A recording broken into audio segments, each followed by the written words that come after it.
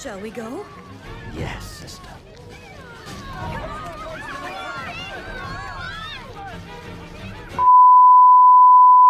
आज हम जानेंगे कैसे मूसा इज़राइलियों को मिस्र से बाहर लाया और क्यों वो वाचा की भूमि में जा नहीं पाया। कई सालों तक इज़राइली मिस्र में रहे। उनकी गिनती बढ़ती गई और मिस्र में एक नया फिरौन आया जो एक बेरहम तानाशाह शासक था और वो यूसुफ को नहीं जानता था। इज़राइलियों की बढ़ती आबादी देख उसके दिल में डर बैठ गया कि कहीं वो मिस्र पे राज ना करने लगे। इसलिए फिरौन ने उन्हें अपना गुलाम बना लिया। उसने ये हुक्म दे दिया कि इज़राइलियों के अगर बेटे हुए तो उन्हें नील नदी में फेंक दिया जाए। लेकिन एक माँ ने अपने बेटे की जान बचाई। उसने टोकरी के बीच घास बिछाकर बीच में बच्चे को रख दिया। जब फिरौन की बेटी नदी पर आई तो उसने नज़र टोकरी पर डाली और वो बच्चे को अपने साथ राजमहल ले आई और उसने उसका नाम मूसा रखा। इस तरह मूसा की परवरिश राजघराने में होने लगी।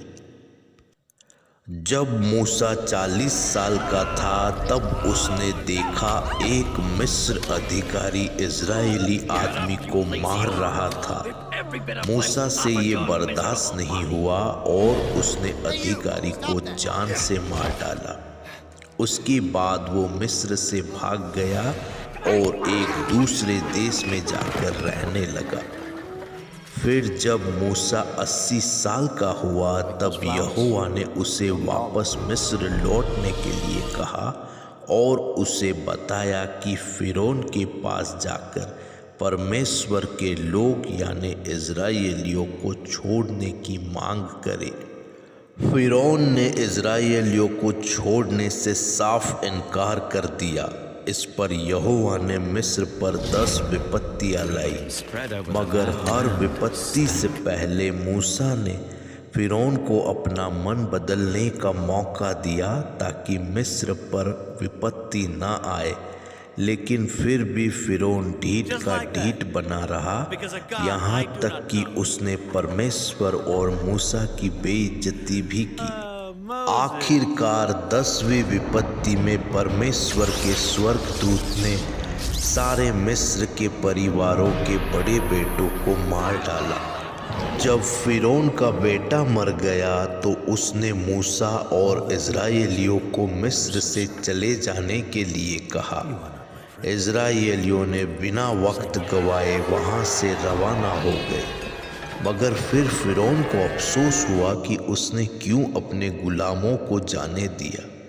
तुरंत उसने अपनी सेना और रथ तैयार किए और इज़राइलियों का पीछा करने के लिए निकल पड़ा। उस वक्त इज़राइली लाल सागर के पास डेरा डाले हुए थे। फिरौन की सेना को आते देख उन्हें लगा अब उनके बचने का कोई रास्ता नहीं। मगर तभी यहोवा ने लाल सागर को 2 हिस्सों में बांट दिया, जिससे पानी दोनों तरफ दीवार की तरह खड़ा हो गया। फिर इज़राइली समुद्र के बीच सूखी जमीन से होकर जाने लगे। और जब फिरौन और उसकी सेना उनका पीछा करते हुए समुद्र के बीच पहुंची, तब परमेश्वर ने पानी की दीवारों को ढहा दिया और फिरौन और उसकी सेना सागर में डूब गई। कुछ समय बाद इज़राइलियों ने सीने पहाड़ के आसपास अपने तंबू खड़े किए। साल पर साल बीत रहे थे। यहोवा इज़राइलियों को दिन में मार्ग दिखाने के लिए मेघ के खंभे में और रात को आग के खंभे में होकर उनके आगे आगे चला। उन्हें मिस्र से निकले 39 साल हो गए थे। अब वे 40वें साल के पहले महीने में थे। कादेश में मूसा की बहन मरियम की मौत हो गई और फिर एक नई मुसीबत खड़ी हो गई।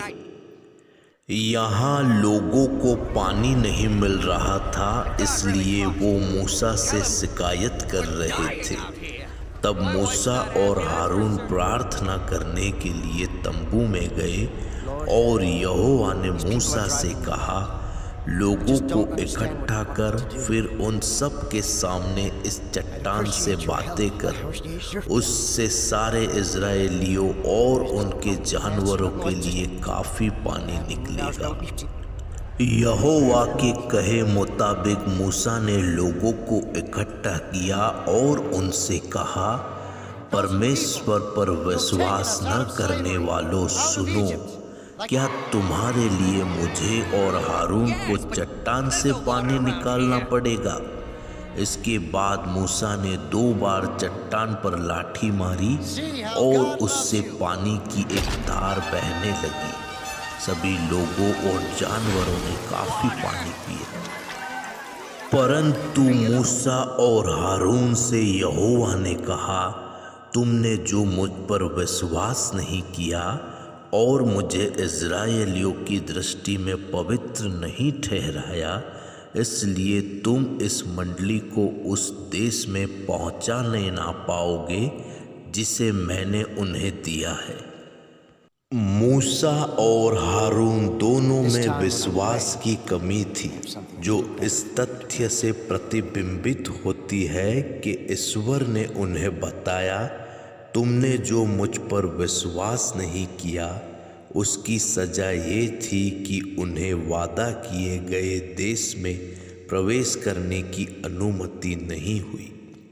दोस्तों, आप लोगों को ये कहानी कैसी लगी हमें कमेंट करके ज़रूर बताइए और ऐसे ही इन्फॉर्मेटिव वीडियोस देखने के लिए हमारे चैनल को सब्सक्राइब कीजिए। Thanks for watching.